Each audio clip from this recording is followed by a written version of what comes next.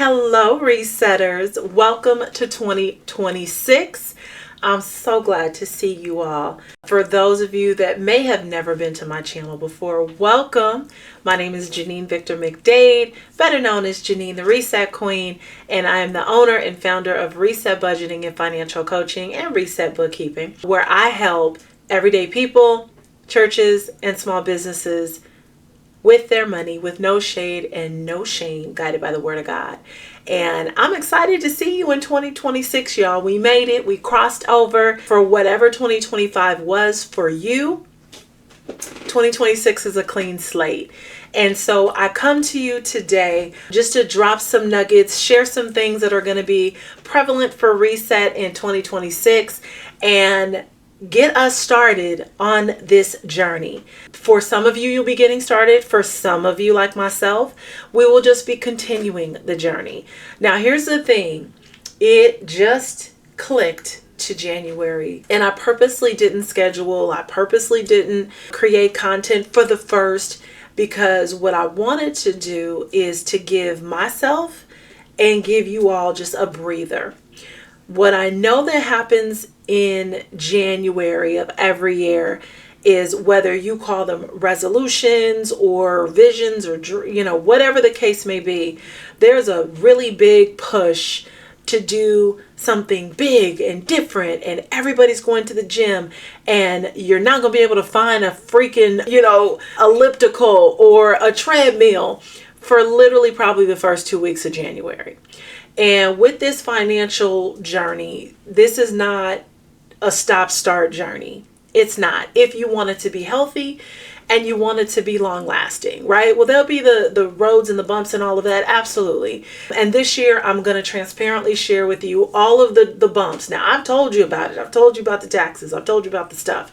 But I'm going to literally show you the systems, the things, the decisions, all the stuff that goes into what I literally do on a monthly basis, on a bi-weekly basis, what my meeting looks like with my money. Like, we're going to get into the actuals that Janine uses in her household.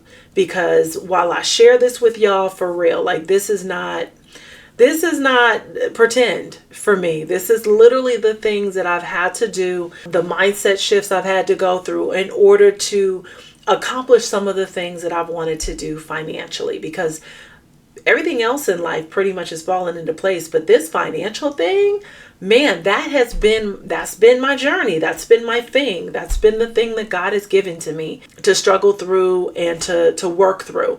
And there's not an end game. There's just wonderful milestones and accomplishments, or pitfalls sometimes along the journey. And me using the knowledge, me using the stumbles and the falls to make a different decision. And that's all I do. I help people work through that process of what is your different decision. But it comes down to what you want. So as we set up 2026, y'all, every month we're going to be working through a theme. We're going to be working through a theme. And you all, this month's theme is all about reset and reflect January. We're resetting the story. All right. The anchor statement for this month is about telling the truth about your money story without judgment, so you can start from clarity and not guilt. Be honest. Be honest. My money story, baby, I realize that I truly do believe money will always come. And that can be a powerful anchoring thought, because I know who my God is. My God owns everything, the hills, the valleys, like he owns it all. I am his heir. I am his daughter. I am saved. The desires of my heart aligned with his will. There's nothing that I can't get. But without proper maturity behind that thought, it can put you in a downfall. And when this thought manifested for me years ago, I don't even know where it came from. I mean, I know I love the Lord, but I don't know when I decided that was going to be my thought. I think that has always been in my mind of oh, there's more money. There's always more money. Let me try this. I can make this mistake, or I'm going to be frivolous this way because there's always more money. That has not been a thing that served me. I don't know what your anchoring thought has been, but that has not served me. And only until I had to really get a grip on it. And I still, every now and then, have to be like, wait, Janine, wait, hold on, cancel. Because you will not always be this age. Things will not always be this way. There will be the things that, think about your future self. Take care of your future self. So it's about telling the truth about your money with no shame and no shade, with reset. That's really important to me because shame will keep us bound. It will keep us from reaching out for help. It will keep us from sharing our story. It will keep us from, speaking to someone who actually could be of help. I just was talking to a sister who, and this is a common thing. Every time when I talk to someone, they're like, oh my God, I'm so embarrassed. And I'm like, don't be embarrassed. We all have mistakes we've made. Yours may be with money. Others may be with men or women. Others may be with punctuality. Others may be with relationships. Others may be with their tongue. Everybody has their ism. Everybody has their thing. And so no shame, no shade came out of having to forgive myself for the decisions I had made about my money, having to not have so much pressure of where I should be and how much I should have in the bank by this age and this year and all of that. It was about utilizing the journey that I have been on, am on, continue to be on, and sharing it with the people around me who I love, who trust me, but also being courageous enough to open up my heart and share it with you all as well. And see the blessings that I've been able to witness in developing relationships with you all from state to state via good old technology, honesty, prayer. These are the things that move mountains. So in January, once again, the theme, right? It's all about our money mindset and our identity, being honest. What is your money story? Summarize your money story in 5 words for me in the comments below. What are the 5 words that make up your money story? If I have to do this right off the top, mine has been faith, immaturity, bounce back, reflection, and acknowledgement. Like those are my 5. I could definitely go with more words. But those would be my 5. And I'm continuing to build that story as well. My reflection and my acknowledgement goes a long way with the work that I do. And being able to bounce back and knowing that the desires of your heart, no matter how far behind you think you are, you can still achieve them. Long as you got time on the clock and the Lord is waking you up every day, we can achieve what we need to do. All right, so here's what this month is not about. This month is not about unrealistic New Year's goals, right? We're not going to do that. We are going to create goals that live in your truth. What is your truth about money? And that's where we're going to start. Because when we start creating goals and we start trying to operate out of truths that really don't belong to us, or the truths that we want to be true, but we haven't quite done the work yet to get there, that's when things fall off the rails. And then when you're like, oh, this ain't working, then we sink back into what's comfortable.